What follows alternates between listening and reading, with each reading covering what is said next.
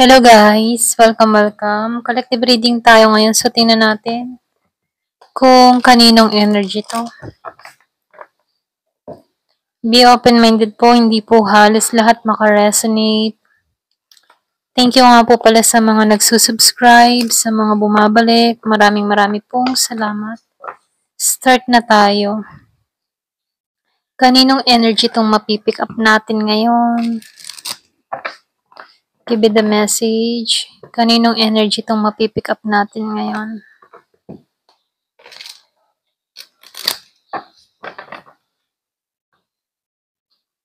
Give me the message. Kanina tong energy na mapipick up natin ngayon.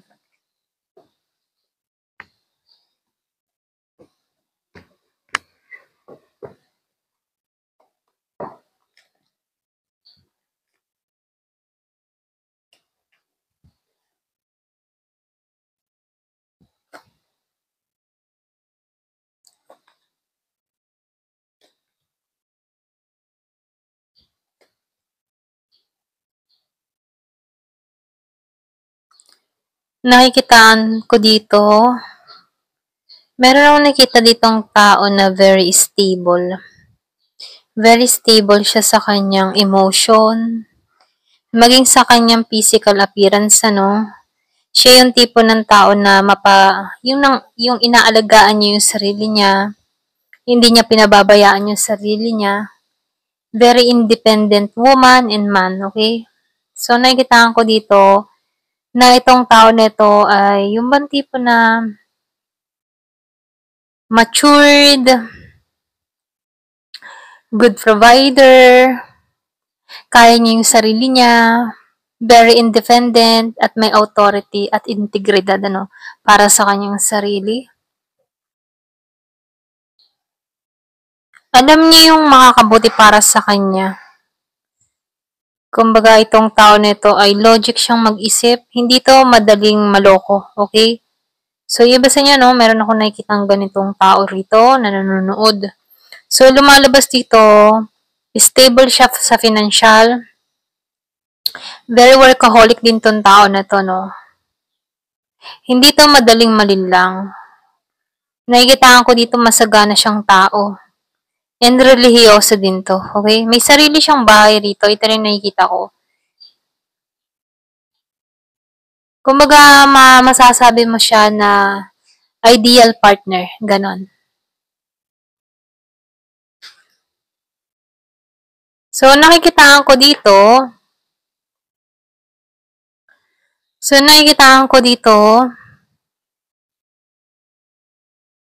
meron parating dito eh. Merong mag-aalok dito. Ito rin nakita ko. Merong proposal na parating. Meron ako nakikitang Taurus, meron ding Scorpio, Cancer, Pisces, merong Aries, Leo, Sagittarius. Meron ako nakikitang Gemini, Aquarius, and Libra, Capricorn, and Virgo. Meron ako nakikitang proposal na parating. Kaya lang magkaiba sila ng estado sa buhay, ano. Mas nakakaangat yung isa rito. Pero parating to. So, nakikita ko dito, yung iba sa inyo, mabusisi ka din, ano, kung sino man to. Kumbaga, pag meron dumarating sa buhay mo, andun yung pag-uusig mo. Meron ako nakikitang sikreto. Meron dito nagsisikreto. Pwedeng nagsisikreto sa buhay niya. Yung estado niya sa buhay. Meron akong nakikitang calling or ginising dito. Okay? Yung iba sa inyo, pinag-iingat ka dito, no? Ito lang yung mensahe. Bago ka magpapasok sa buhay mo, kailangan mong kilalaning mabuti. Okay? Siyempre, andun yung judgment natin, ano, sa isang tao. Pero ganun pa man, sinasabihan ka dito, maging mabusisi ka, okay? Naranasan mo na kasi ditong masaktan, okay? Kumbaga, sa dati mong karelasyon dito, no, hindi ka naging masaya. Meron ako nakikita dito, very young energy. Yung iba sa inyo, nagkaroon ka ng kadiling dito na very young, childish, isip bata. pabigla-bigla sa mga sinasabi niya. Ito rin yung nagtulong sa'yo kung bakit nagiging kang mature dito dahil sa experience mo sa batang karelasyon mo, okay? Meron akong nakikita dito na 4 years ang gap, 3 years ang gap.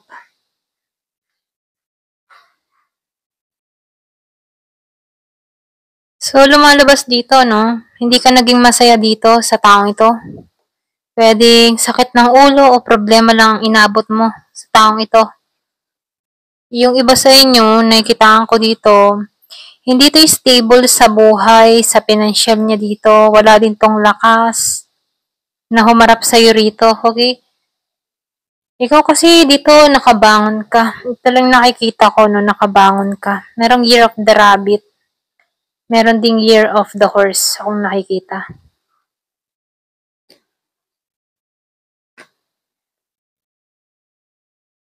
So, lumalabas din dito, no? Dumating din sa point mo na yung tipong wala kang pahinga dahil sa problemang kinaharap mo dito sa taong ito. Iba sa inyo, no? Meron kang kadiling na Aries, Leo, Sagittarius. Hindi siya stable dito sa financial niya. Wala siyang lakas na manindigan sa'yo dito. Ito lang nakikita ko. Kaya lang siya dito, hindi siya masaya. Hindi siya masaya sa sitwasyong kinakaharap niya dito. Pagdating sa'yo, no, nakikitaan ko dito, binababa nito yung boundary niya. Tanggap ka pa rin ng tao nito. Open pa rin ang kanyang mga kamay sa'yo. Ito lang nakikita ko. Kasi itong tao na to, walang pag-angat na nangyayari sa kanya dito, okay? So, nakikita ko dito, kung ito yung may atraso sa'yo, no, hindi siya masigla dito. Hindi siya balance sa pera, pwedeng walang trabaho, or pwedeng ito'y umaasa lang din sa bigay mo, kasi dito stable ka eh. Itong tao na ito, hindi siya stable pagdating sa kaperahan. Hindi siya makatulog dito, stress, ganyan. Feeling ng tao na ito, wala nang pag-angat na nangyayari sa kanya pamula nang umalis ka dito. Kaya dito, no, bukas pa rin ang palad niya sa pagtanggap sa'yo kung sakaling babalik ka rito. Okay?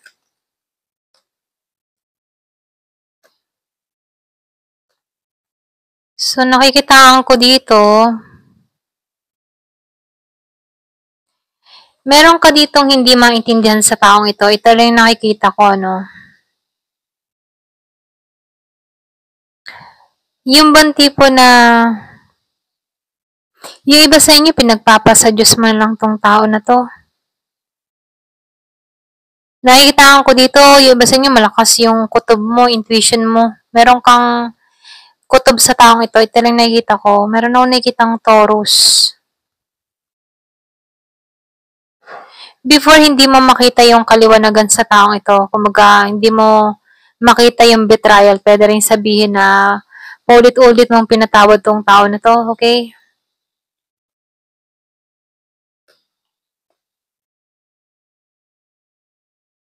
Wala siyang ipon dito. Ito lang nakikita ko. Wala siyang ipon kaya gusto ng tao nito ng bagong simula sa'yo. Ikaw lang yung naiisip ng tao nito na magbibigay ng kaginhawahan ba sa kanya. Okay, pwedeng ikaw kasi dito, mas stable yung financial mo rito kaysa dito sa taong ito. So, nakikitaan ko dito, iba sa inyo, single mother, single father, okay? Or pwede rin meron kang nakilala dito na ganun. Pero ganun pa man, nakikitaan ko dito, ikaw kasi dito, stable ka kaysa sa taong ito. So, nafe-feel ko dito, ikaw mas mapera ka dito sa taong ito or pwede rin may negosyo ka. Kaya lang itong taong ito, hindi siya balanse pagdating sa pera kasi wala siyang ipon, okay? Kaya dito, lumalabas dito, gusto ng tao nito ng bagong simula sa'yo. Yun nga lang, ikaw dito, okay ka eh, okay ka na eh. Gusto ng tao nito na maging malaya sa sitwasyon or makalaya dito sa sitwasyon, okay, sa kinakaharap ng dalawa rito. So, gusto nitong tao na ito na ayusin. Kumbaga, ano, yung bang tipo na kapag pinabalik mo siya sa buhay mo, hindi na to magluloko, okay? Na nabigyan mo na to ng leksyon. Alam niya na yung kung paano mahirapan sa sitwasyon. Kasi dito, alam ng tao nito, ikaw lang yung makakatulong sa kanya rito. So, lumalabas dito, no? Alam ng tao nito na mahal mo pa rin siya. Ramdam niya yun, okay, na mahal mo siya dito. Pero meron dito other woman, other man, okay, na involved. Meron akong nakikitang ahas dito. Mahal niyo yung isa't isa dito, no? Kaya lang meron talagang umahas. Ito lang nakikita ko, may umahas. Nahusgahan mo tong tao na to, or pwede rin sabihin na talagang inahas yung person mo kahit yung bang tipong hindi naman niya gusto, okay? Kaya lang dito, meron ditong nagpupumilit na isa na gusto talagang sirain yung connection nyo. Kasi lumalabas dito, wala naman siyang pagkakamali, kaya lang itinanim mo na sa isip mo dito na marami siyang nagawang pagkakamali sa'yo kasi andun yung judgment mo, okay? Pwedeng meron kang nahuli or meron kang nakita. Pero ganun pa man, nakikitaan ko dito, hindi naman to masyadong nagdidikit tong tao na to, itong person mo, no? Kaya lang meron lang ditong gumawa ng gulo para sirain kayo rito, okay? Para bang may pamukha sa'yo na may kalokohang ginagawa tong person mo. Dito, ano, lumalabas dito na gusto ng tao nito na tanggalin ba yung mindset mo para sa kanya na ganun, okay? Yung niloko ka niya, ganun, okay? So, gusto nitong i-reveal, gusto nitong kunin muli yung tiwala mo. Kasi dito, nawalan ka ng tiwala dahil sa nasaksihan mo. Na which na pinalano ng taong isa dito, okay? Meron nagplano para sirain kayo rito, ganyan. Kumbaga, payang-paya ng tao nito yung kadiling mo, yung person mo rito, okay? Kumbaga, matindi yung pagkakanais, kaya kahit maganda ang samahan nyo dito, maganda kayong, yung mga maayos ang pagsasama nyo rito, meron ditong inggit or gustong angkinin yung kadiling mo rito, okay? Talagang pinalano sirain kayo, ayan. So, meron akong nakikitang Gemini, meron din akong nakikitang Aquarius, merong Libra, meron din akong nakikitang Aries, Leo, and Sagittarius. Halos lahat nandito na, ano? So, kung kaninong istoryang nabasa natin dito. So, merong family. Yung iba sa inyo, pwedeng asawa mo to, kalibin partner mo. Kasi nakikita ko dito, may anak ka sa taong ito. Okay? Andun yung chemistry, attraction, andun pa rin yung passion. Pinagpapantasyan ka nito, okay? Gusto ng tao nito na magsimula kayo ng bago, ganyan. Kaya lang dito, yung iba sa inyo, no? Kumbaga, iniwan mo to, nabababawan ka sa taong ito. Kumbaga, mababaw siya para sa'yo, okay? Kasi dito, nasa Empress energy ka. Dito, nasa Yang energy siya, okay? So, hindi kayo naka-align ng energy. Ikaw, Empress, siya, Page pa lang, ano? So, lumalabas dito, malayo talaga kayo. Malayo talaga yung energy niya sa bawat isa, okay? So, dito, no, nasa healing, kumaga, gusto ng tao nito na i-release yung mga dapat i-release, or pwede rin gusto ng tao nito, ihilom yung connection. Kung pagbibigyan, ano, gusto niyang linisin yung mga pagkakamaling nagawa niya rito. So, beginnings, gusto niya ng bagong simula sa'yo. Subukan kang muli, ganun. So, gusto ng tao nito nung start over mula sa'yo, try again, simulan ka muli, okay? Kumaga, sumubok muli siya sa'yo, ganun. Bagong simula, ito yung gusto niyang mangyari, ito yung ninanais niya. Kaya lang dito, no, twin flame to. Meron twin flame dito, ayan. Twin flame na pagkakahirap-hirap na connection, ano. So, meron akong nakikitang reflection. Yung iba sa inyo, tingin niya, twin flame ka niya. Meron ditong bluff. Meron dito nagput ng mask. Marami siyang sikreto or marami siyang nilihim sa'yo. Pwedeng isa-isa mo tong natuklasan rito, okay? Kaya ganun na lamang yung pagkailap mo dito. Ayan. Meron akong nakikita dito ang tao nagkakaroon ng pangunawa sa sitwasyon. Kumbaga, nalilinis na yung kanyang kaisipan rito. Nagkakaroon na siya ng kaliwanagan sa nangyayari sa inyo. Ganyan. Ma-pride, meron ako nakikitang arrogance, ego, stubborn, or pwede rin ma-pride. Pinananatili niya yung pride niya. Okay? Meron ditong matigas ang ulo. Ayan. So, dito, tapat kang tao. Okay? Mapagkakatiwalaan ka. At ito yung pinaniniwalaan mo. Okay? Once nasira yung tiwala mo, hindi na muling maibabalik pa. Kaya kung saan, ito yung pinaniniwalaan mo. Kumbaga, okay, yung tipong mahalaga sa'yo ang isang tao ay tapat. Ganon.